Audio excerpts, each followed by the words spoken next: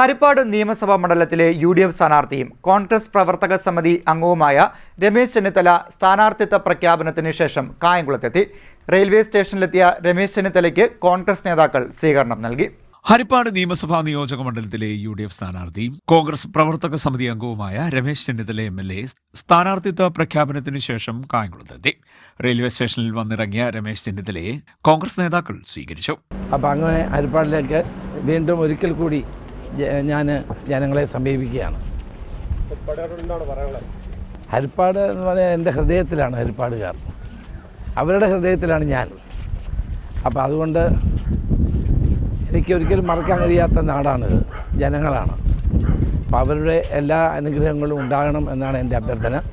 അവരുടെ സുഖത്തിലും ദുഃഖത്തിലും ഞാൻ എപ്പോഴും ഉണ്ടായിരുന്നു, നാളെയും ഉണ്ടാകും. അത്രമാത്രം തലമുറകളുടെ ബന്ധമാണ് എനിക്കുള്ളത്.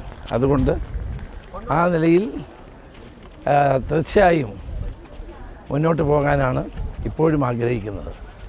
അതൊരു അവസരം കൂടി അവർ തരും എന്ന് ഞാൻ പ്രതീക്ഷിക്കുകയാണ്. ഹരിപ്പാട് തനിക്ക് പതിറ്റാണ്ടുകളായി ഹൃദയബന്ധമുള്ള മണ്ഡലമാണെന്നും വീണ്ടും അവിടുത്തെ ജനങ്ങൾ തന്നെ അംഗീകരിക്കും എന്ന കാര്യത്തിൽ ഉറപ്പാണെന്നും രമേശ് ചെന്നിത്തല MLA പറഞ്ഞു. ഞാൻ പ്രതിപക്ഷത്താണെങ്കിലും ഭരണപക്ഷത്താണെങ്കിലും ഈ നാടിൻ്റെ വികസനത്തിന് വേണ്ടിയിട്ടുള്ള എല്ലാ പരിശ്രമങ്ങളും നടത്തിയിട്ടുണ്ട്. എന്നെ രാഷ്ട്രീയമായി എതിർക്കുന്നവർക്ക് പോലും അതിൽ അഭിപ്രായ വ്യത്യാസമില്ല.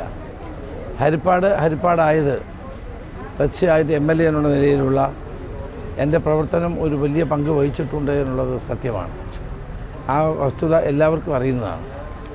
ഇന്ന് അവിടെ കാണുന്ന എല്ലാ വികസനവും ഒരു വിധത്തിൽ അല്ലെങ്കിൽ വേറൊരു വിധത്തിൽ MLA എന്നുള്ള നിലയിൽ എൻ്റെ കൈകൾ അതിൻ്റെ പിന്നിലുണ്ട്, എൻ്റെ ശ്രമങ്ങൾ അതിൻ്റെ പിന്നിലുണ്ട് എന്നെല്ലാവർക്കും അറിയാം. ഇപ്പം തന്നെ ആറാട്ടുപുഴ തൃക്കുന്നപ്പുഴ പഞ്ചായത്തുകളിലെ കടൽക്ഷോഭത്തിന്, കടലിൻ്റെ അതിരൂക്ഷമായ ആക്രമണത്തിന് നേരിടാൻ വേണ്ടി 500 കോടി രൂപ ADBയിൽ കഴിഞ്ഞ 2 വർഷമായി ഞാൻ അതിൻ്റെ പിന്നാലെ നടക്കുകയാണ്. കഴിഞ്ഞ ദിവസമാണ് അത് അംഗീകാരം കിട്ടിയത്. 500 കോടി രൂപയുടെ കടൽഭിത്തി നിർമ്മാണവും പുലിമുട്ടും ഉൾപ്പെടെയുള്ള കടലാക്രമണ നിരോധന പ്രവർത്തനങ്ങൾ സാങ്ഷൻ കിട്ടിയിരിക്കുകയാണ്. അതോടുകൂടി ആറാട്ടുപുഴ തൃക്കുന്നപ്പുഴ പഞ്ചായത്തിലെ കടൽക്ഷോഭം പൂർണ്ണമായി നേരിടാൻ നമുക്ക് സാധിക്കും.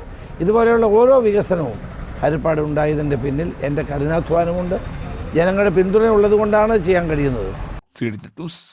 കായംകുളം.